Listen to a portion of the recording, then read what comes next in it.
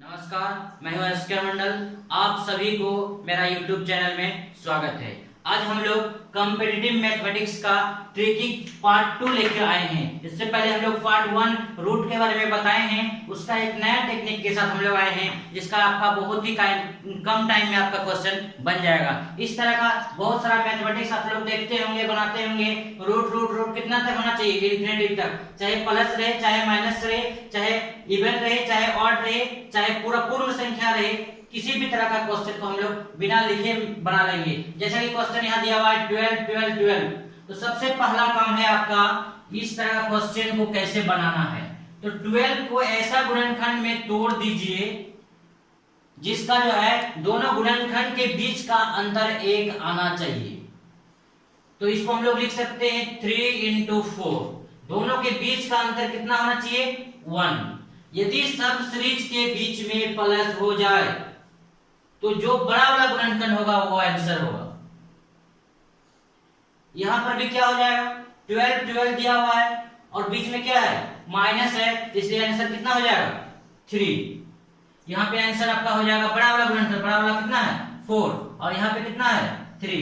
अब इस तरह का क्वेश्चन आपको मिल जाए। अगला क्वेश्चन कितना है? 6। तो 6 को ऐसा तोड़ दीजिए ताकि दो गुणनखंड के बीच का अंतर जो है 1 आना चाहिए। तो हम लोग लिख सकते हैं 2 × 3। दोनों के बीच का अंतर कितना है? 1। तो यदि प्लस के रूप में रहता है तो बड़का वाला आंसर, तो बड़का क्या है यहाँ? 3, तो इसका आंसर हो जाएगा 3। अगर बीच में माइनस रहता तो छोटा वाला आंसर। अब क्वेश्चन उठता है कि कौन ऐसा नंबर है जिसका गुणनखंड नहीं होगा। जिस प्रकार हम लोग अगला जो 20 है, तो 20 के लिए क्या होगा? 5 और 4 प्लस के रूप में है। 5 और 4 के बीच का अंतर आपका 1 है, इसलिए ये दोनों गुणनखंड सही है। अब प्लस रहेगा तो 5 वाला आंसर, अगर माइनस रहता तो 4 वाला आंसर। इसमें किसी प्रकार का कोई कंफ्यूज नहीं है। अब जो है आपका क्वेश्चन सबसे ज्यादा महत्वपूर्ण है। यदि ऐसा नंबर आ जाए जिसका हम गुणनखंड नहीं कर सकते हैं या नहीं होता है, जैसे आपका 5 है, तो आप सोचिएगा 5 को हम कैसे तोड़ेंगे। तो जब प्लस के रूप में रहेगा तो 5 से अधिक बढ़िए, और 5 से अधिक कौन ऐसा नंबर है जिसका गुणनखंड होगा और उस गुणनखंड के बीच का अंतर 1 आना चाहिए। तो 5 से अधिक 6 होता है, तो 6 का गुणनखंड करेंगे तो हम लोग लिख सकते हैं 2 × 3। तो इस तरह का गुणनखंड का आंसर होगा 2 और 3 के बीच, यानी लिखेंगे हम लोग किसके किसके बीच? बिटवीन 2 और 3, यानी 2 और 3 के बीच का जितना मान होगा वही आंसर होगा। मतलब मिडिल, बीचों बीच नहीं, 2.5 नहीं, 2 और 3 के बीच इसका आंसर आएगा, मतलब 2 पॉइंट समथिंग कुछ। तो यहाँ पर यदि बोल रहा है 5 रहे और माइनस के रूप में रहे, तो हम लोग 5 से नीचे वाला टर्म खोजेंगे। कौन ऐसा मान है जिसका गुणनखंड करने से उसके बीच का अंतर 1 आना चाहिए। तो 5 से कम खोजिए 4, तो 4 को तोड़ेंगे तो 2 2, तो अंतर 1 नहीं है। फिर खोजेंगे 3, तो 3 में भी 1 और 3 आएगा, उतने चलेगा, तो 2 आएगा। तो 5 से कम एक ऐसा संख्या 2 है जिसका गुणनखंड करने से 2 और 1 आएगा। दोनों गुणनखंड के बीच का अंतर कितना होना चाहिए? 1। तो ये दोनों के बीच मेरा आंसर आएगा। किसके किसके बीच? 2 और 1 के बीच, इसलिए इसका आंसर होगा बिटवीन 1 और 2। 1 और किसके बीच? 2 के बीच, यानी 1 पॉइंट कुछ भी आए, 2 से 1 और 2 के बीच में इसका आंसर आएगा। तो इस तरह 7 का भी हम लोग निकाल लेंगे। यहाँ प्लस के रूप में है, इसका मतलब बढ़ना है, तो 7 से अधिक कितना होगा? 8। 8 में भी नहीं होगा गुणनखंड, 9 में भी 1 नहीं होगा, 10 में भी नहीं होगा, 11 में भी नहीं होगा, इसमें आएगा 12। 7 से अधिक ऐसा नंबर 12 है जिसका गुणनखंड करने के बाद जो है 4 और 3 आएगा। तो दोनों के बीच का अंतर 1 आना चाहिए। तो इस तरह का गुणनखंड के बीच यही आंसर हो जाएगा आपका 3 और कितना? 4। उसी प्रकार माइनस रहेगा तो नीचे तरफ जाना है, प्लस रहेगा तो ऊपर। इसमें किसी प्रकार का कोई आपको सॉल्व करने की जरूरत नहीं है। अब आपका क्वेश्चन उठता है यदि इवन नंबर आ जाए तब क्या करेंगे। जैसे यहाँ अगर 2 है तो 2 का क्या होगा? 2 को हम लोग तोड़ेंगे तो गुणनखंड करेंगे तो क्या क्या हो जाएगा? 2 और 1, 2 और जिसके बीच का अंतर 1 है, इसका मतलब इसका आंसर हो जाएगा कितना आपका हो जाएगा? 2 और 1 के बीच, यानी 1 और 2 के बीच। अगर आप जिस प्रकार हम लोग लिखेंगे माइनस वाला, तो इसका मतलब 2 से कम है। अगर हम 1 मिल जाए 1, यदि आपको लगे कि हम इसका सॉल्व करने में असमर्थ हैं, तो उसके लिए हम आपको एक फॉर्मूला भी बता रहे हैं। अगर आप उस फॉर्मूला को अप्लाई कर दीजिएगा सारा मैथमेटिक्स बन जाएगा। यदि प्लस रहेगा तो हम लोग लिखेंगे 4x प्लस 1 बट्टे 2, ये प्लस के लिए। और माइनस के लिए बता रहे हैं, माइनस के लिए 4x प्लस 1 माइनस 1 बट्टे 2, ये किसके लिए? ये नेगेटिव के लिए। हम लोग यहां लिख देते हैं नेगेटिव। और ये किसके लिए? पॉजिटिव के लिए। अब आपका क्वेश्चन उठता है, फिर से इसको हम लोग चेक करेंगे कि हमने आपको जो बताया इसका आंसर 4 आया था, क्या ये 4 आ रहा है? देख लेते हैं। ये नियम पे अगर आप सीख गए, कंपटीशन में बनाना है तो आपको नियम की ओर नहीं जाना है, आपको आंसर निकालना है। क्योंकि आपको सीखना है इसलिए हम बता रहे हैं कि आपको कैसे इसका आंसर 4 आएगा।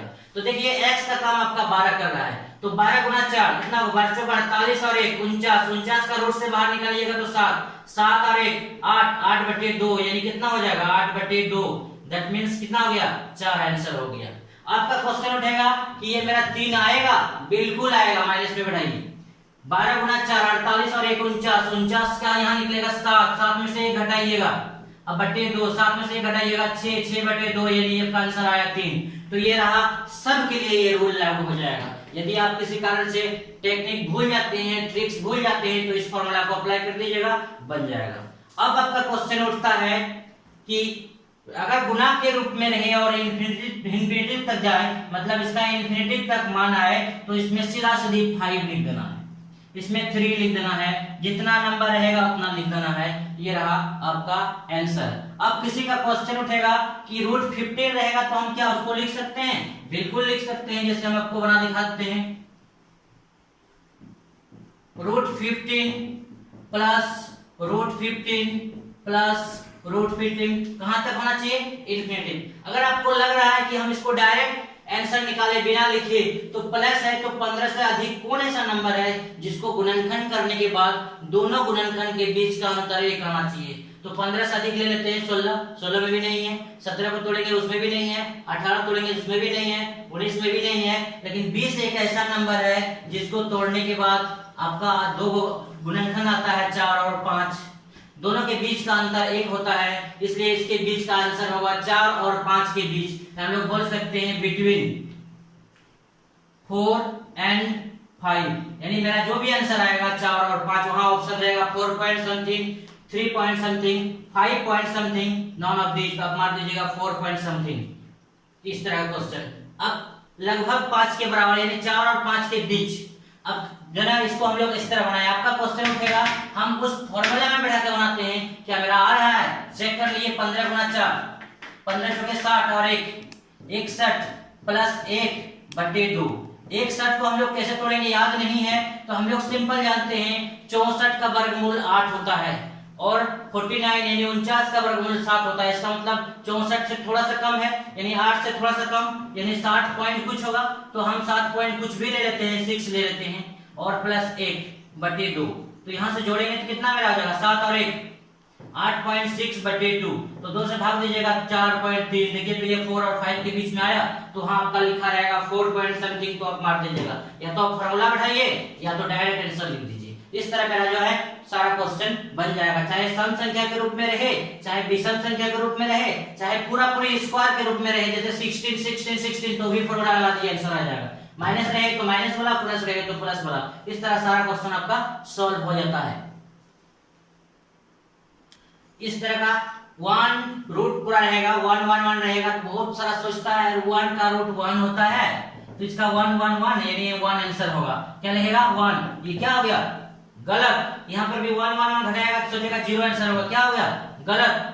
बहुत बड़ा गलत हुआ, गलत ही नहीं, बल्कि इसको हम लोग टेक्निक क्या बताए, यदि गुणनखंड नहीं हो रहा है तो 1 से अधिक नंबर की ओर जाइए, प्लस रहेगा तो अधिक की जरूरत है, तो 1 से अधिक क्या होता है? 2, तो 2 को तोड़ने से आ रहा है 2 into 1, दोनों के बीच का अंतर 1 है, इसका मतलब इसका आंसर होगा 1 और 2 के बीच 1 और 2, यानी इसका आंसर होगा 1 पॉइंट कुछ समथिंग यानी 2 के बीच, यानी हम लोग बोल सकते हैं बिटवीन 1 एंड 2। यहां पर आइए 1 से कम की ओर आइए, 1 से कम कौन ऐसा नंबर है? 1 से कम क्या होता है? 0। 1 से कम आएगा 0, तो 0 और 1 गुना कीजिएगा तो 0 नंबर आ जाएगा, क्या हो जाएगा 0, और दोनों के बीच का अंतर कितना है 1। तो इस प्रकार हम लोग का हो जाएगा इसका आंसर 0 और 1 के बीच, 0 और 1 के बीच। अगर आपका ये परफेक्ट स्क्वायर रहे, अब परफेक्ट स्क्वायर रहे आपको लग रहा है इसका मान हम नहीं जान रहे हैं, फॉर्मूला में बैठा दीजिए। फॉर्मूला में होता है 4x + 1 + 1/2, ये प्लस वाला के लिए, और माइनस रहेगा तो माइनस के लिए सिर्फ 1 माइनस कर देना। इस तरह का जो भी क्वेश्चन आपको मिले सारा का सॉल्व हो जाएगा। फिर हम लोग जो है नया टेक्निक के साथ अगला वीडियो में आएंगे, तब तक के लिए धन्यवाद।